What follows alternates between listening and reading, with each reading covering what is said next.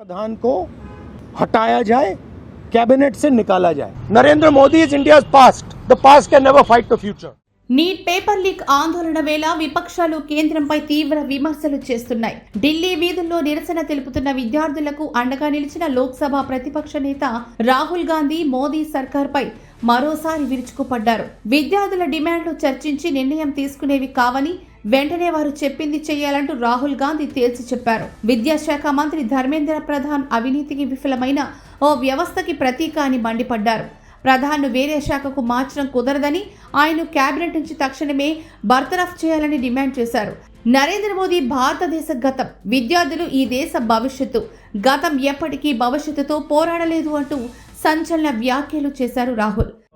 Movement के बारे में, आरएसएस के बारे में, हिंदुस्तान का जो शिक्षा का सिस्टम है उसको कैसे कैप्चर किया गया है।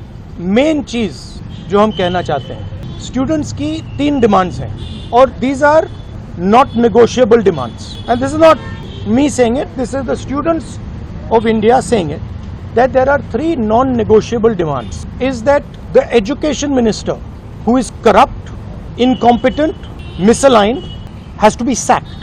There is some talk going on, we get information these days from the government, there's some talk going on in Mr. Modi's cabinet that the solution is to move Mr. Dharmendra Pradhan from education to some other ministry. This is not acceptable to the students of India, it is not acceptable to anybody. The reason is Mr. Pradhan is a symbol of corruption and of what has happened to the future of India's children. He is a symbol of the destruction of the most valuable thing that this country has, which is our students and their future. And so there is going to be no conversation about Mr. Dharmendra Pradhan being moved here, moved there, put behind, forward, nothing. Mr. Dharmendra Pradhan has to be sacked. Period. This is all the system that is attacking. I told them inside, I said, do not worry. Do not worry. No amount of strength.